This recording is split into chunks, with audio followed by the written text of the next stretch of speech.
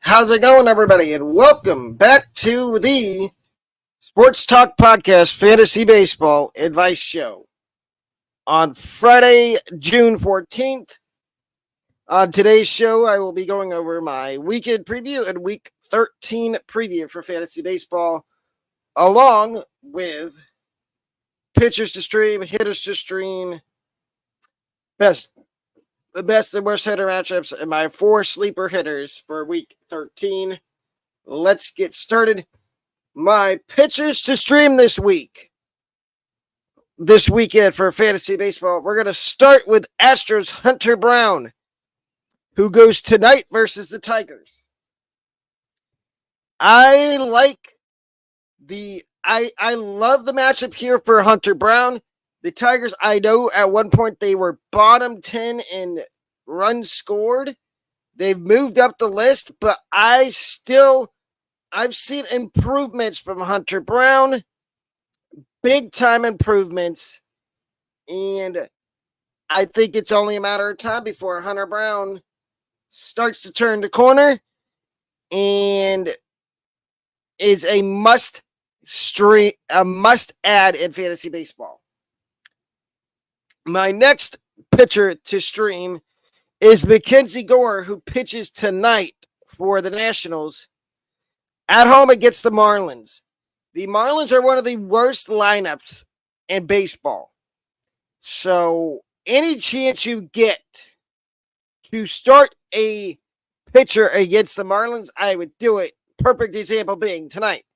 I would start Mackenzie Gore against the Marlins tonight at home.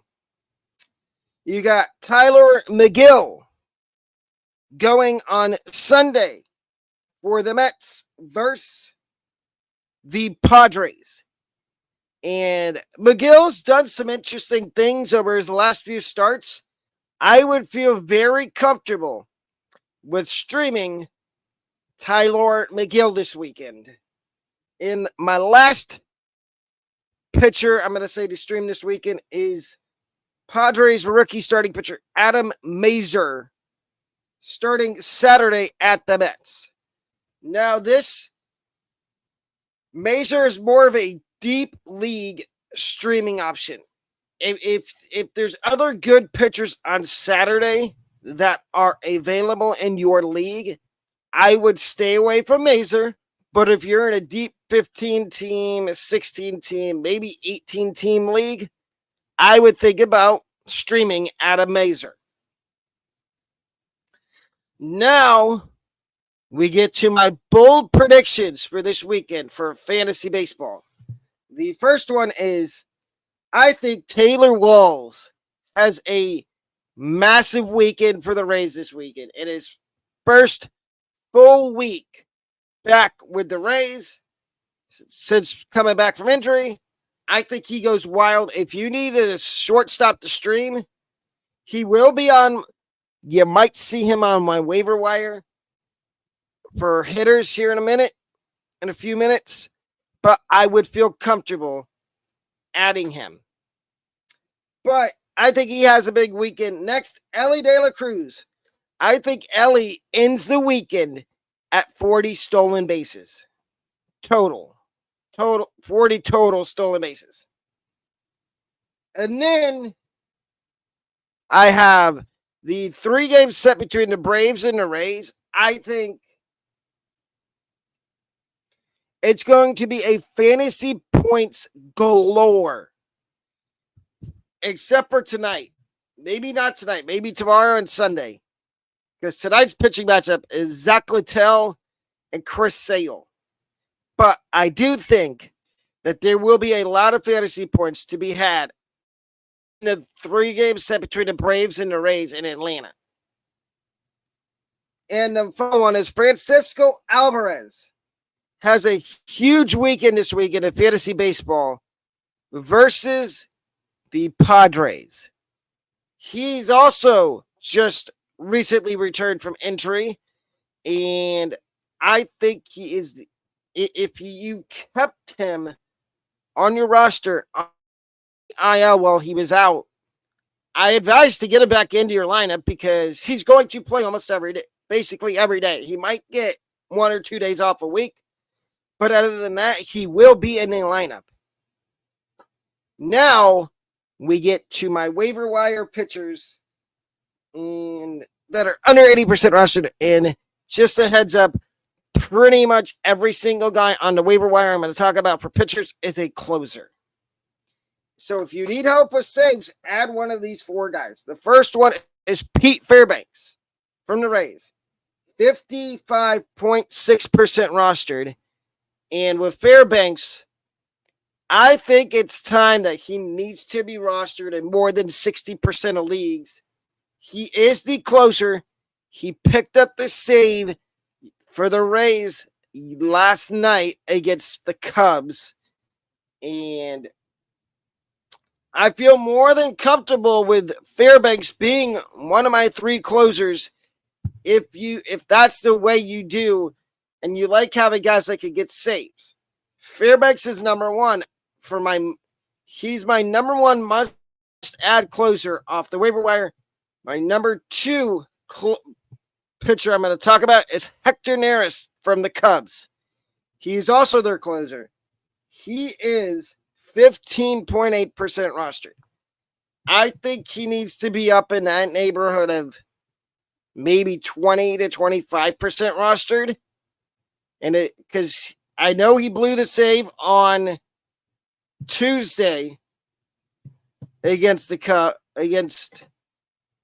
it was either Tuesday it was Tuesday against the Rays. He blew the save, but then he came back Wednesday and got the save. Didn't get a save opportunity on Thursday because the Rays were ahead in the 8th and 9th. So that would entail and tell you that Hector Neris was obviously not used, but I would go out and add Hector Neris if you need saves. The third guy is 3 out of these 4 guys actually are closers. This is the last guy I'm going to talk about that's closer. It is Rockies' Tyler Kinley. He is a measly 1% rostered.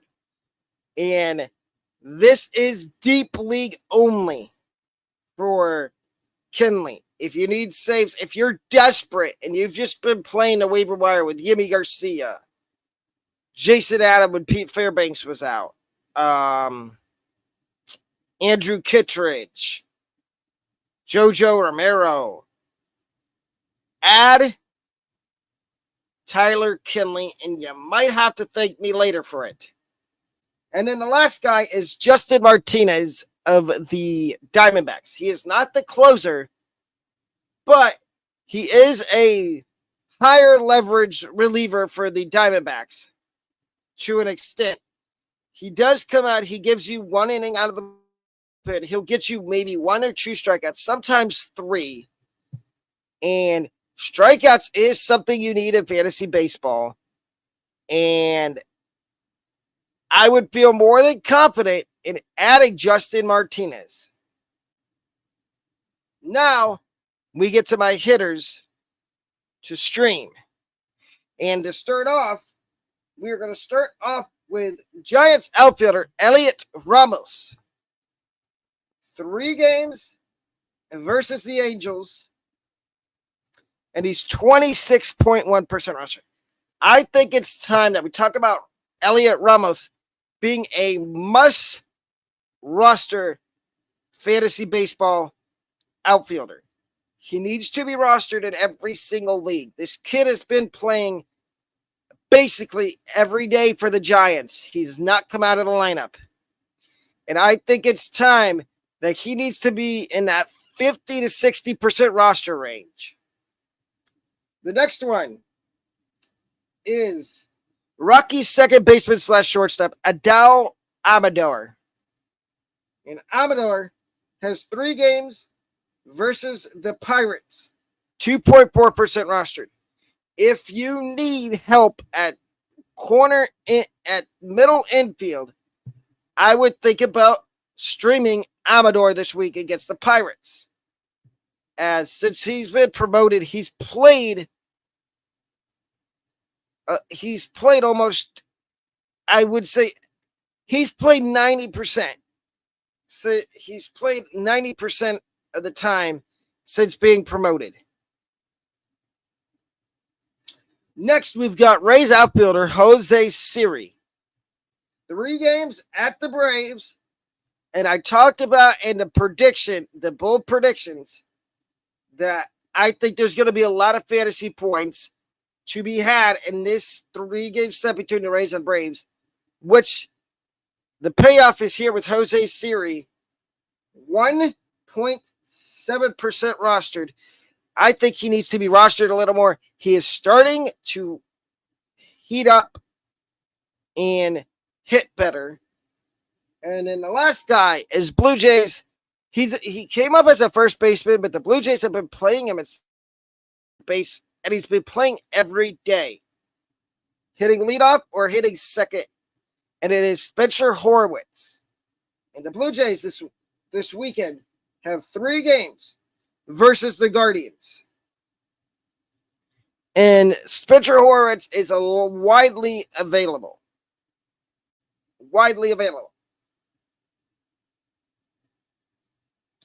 And now my waiver wire for hitters. And we've got 4 guys. We've got the first one. I just talked about him in bold prediction, and I said you might hear his name again in the waiver wire. It is Rays shortstop Taylor Walls. He is 0.2% rostered.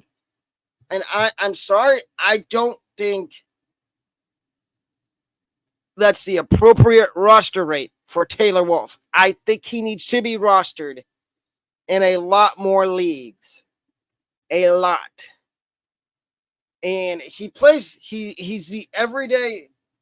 I mean, he does get a couple days a week off, but he's basically locked in as the everyday shortstop for the Rays.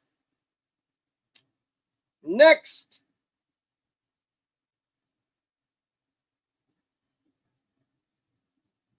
Oh, I see the roster rate. I need to make a correction. Elliot Ramos is 25.3% rostered. I said 26.1. I want to give you the correct roster rate for him. He's 25.3% rostered. And he is the next guy up on the waiver wire. I just talked about him in Hitters to Stream. I think he's also somebody you need to add off the waiver wire so you can have him on your team for the rest of the season, to keep around for the rest of the year.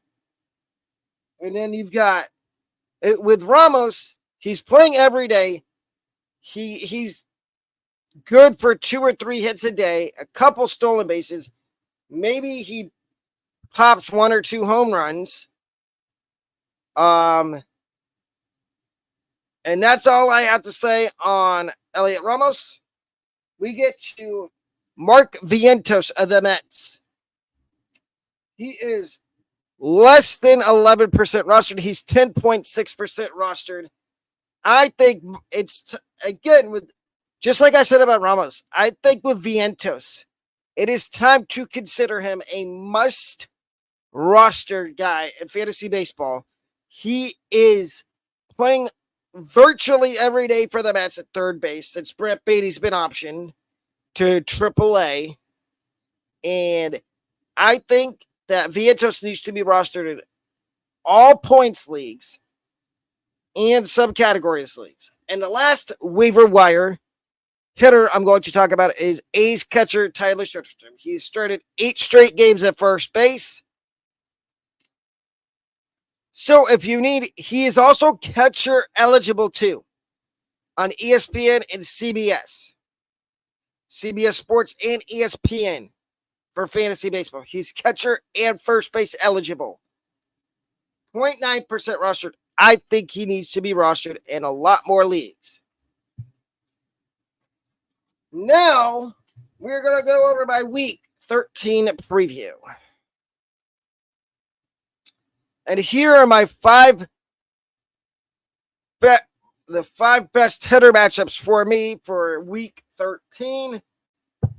And number 5 is the Chicago White Sox. 6-game week, 3 versus the Astros, 3 at the Tigers. Now, I have the White Sox on here. It is not those Astros matchups I like. I like the one at the Tigers.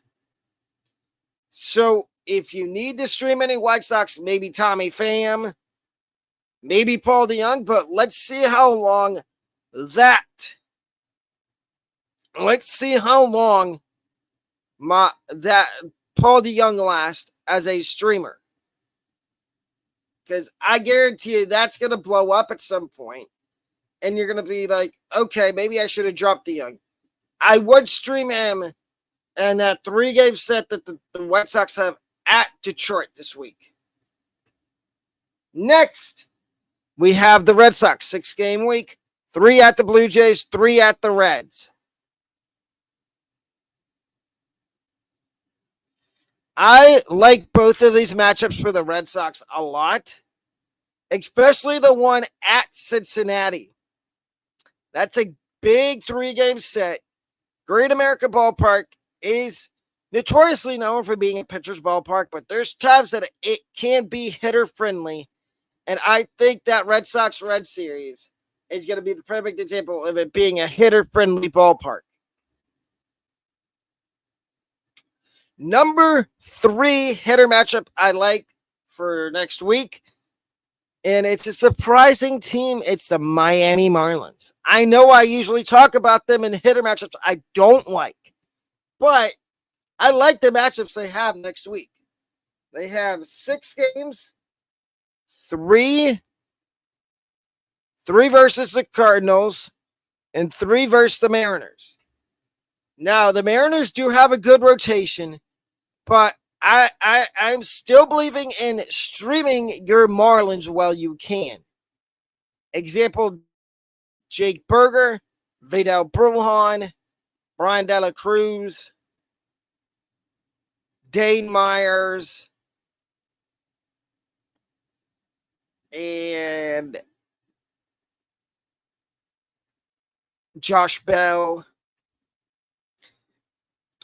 I like the matchups for the Marlins, as I said. Number 2 on the list for me is the Rays. I know some people have him on the other side in hitter matchups they don't like. I like the hitter matchups for the Rays next week. They got 6 games, 3 at the Twins, 3 at the Pirates. So it's 6 road games for the Rays. I don't know what it is. I really like the Twins matchups. I know Pablo Lopez is going to be one of the starters.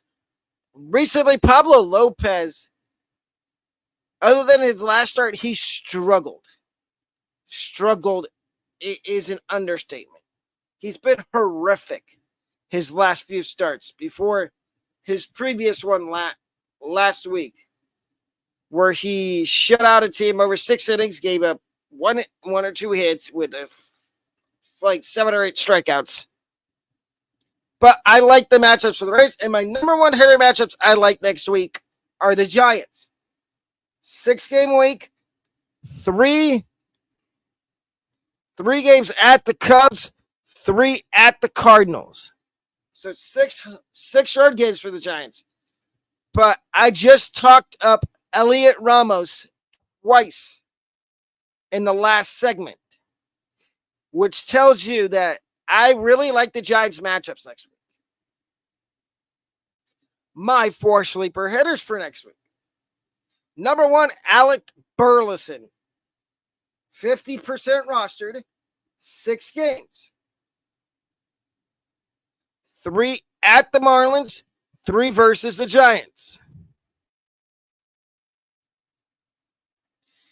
And Burleson has either been DH or he's been in the outfield for the Cardinals.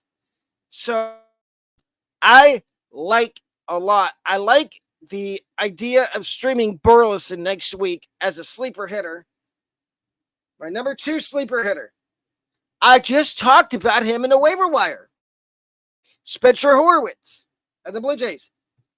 He will be in the lineup every game next week for the Blue Jays because it's all right-handed pitchers.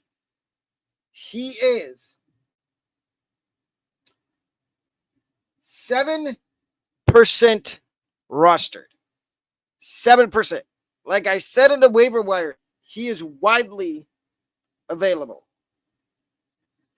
My number 3 sleeper hitter for next week is Cubs outfielder Pete Crow Armstrong, PCA.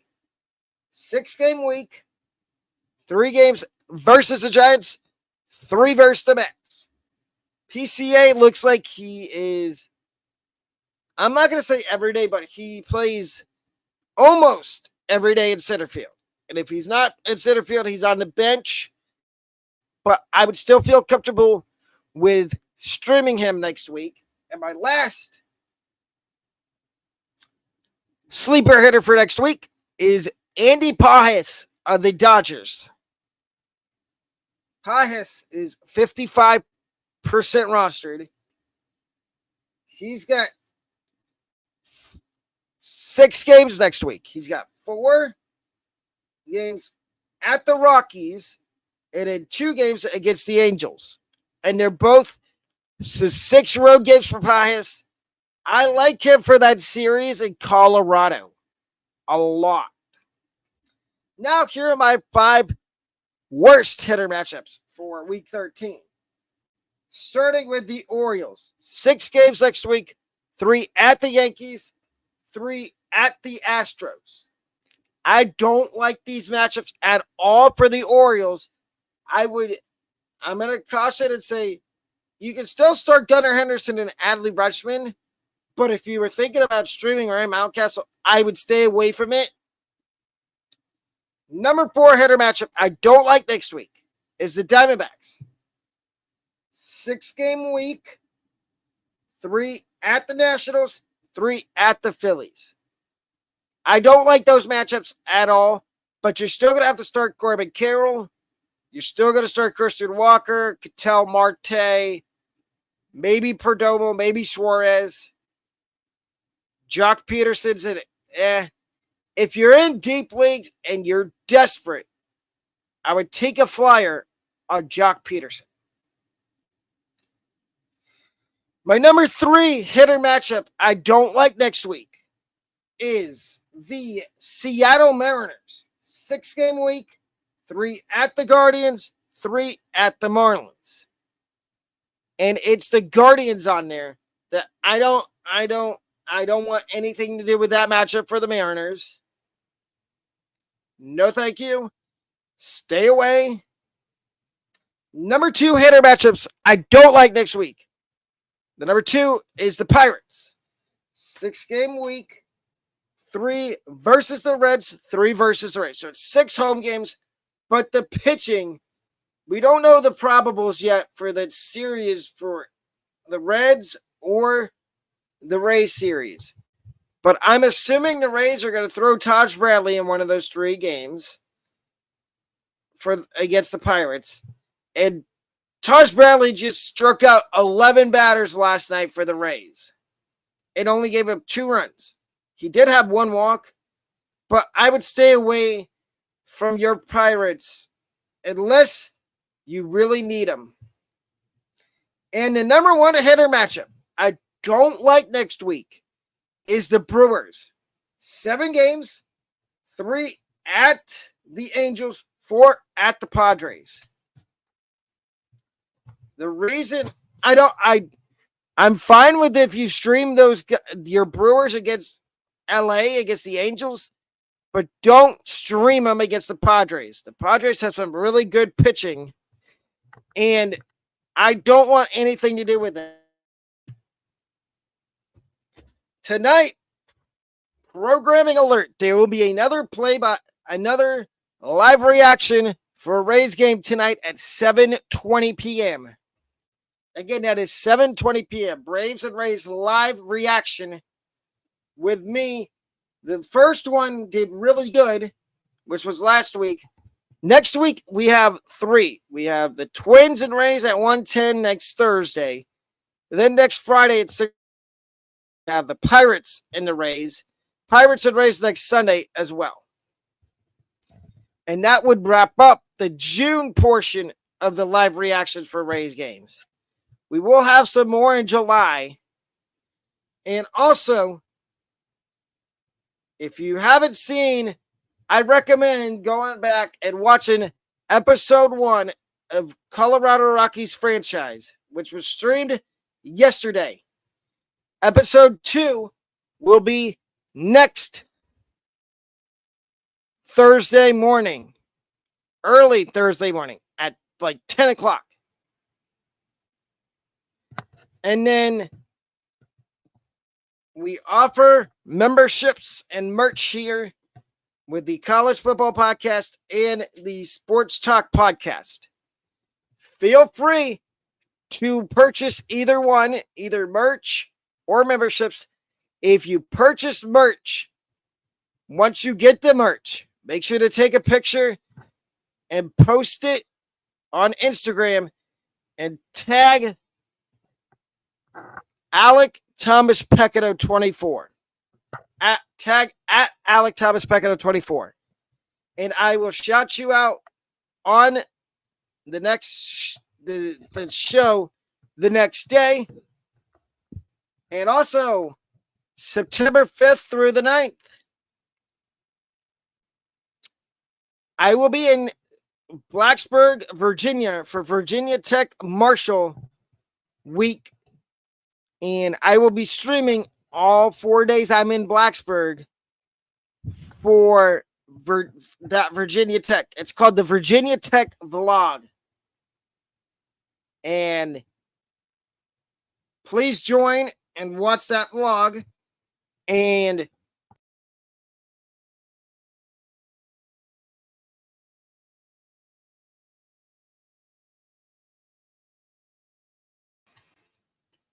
sorry about that. But that's going to wrap up the Sports Talk podcast for today. I will see you tonight at 7:20. Have a wonderful rest of your Friday afternoon.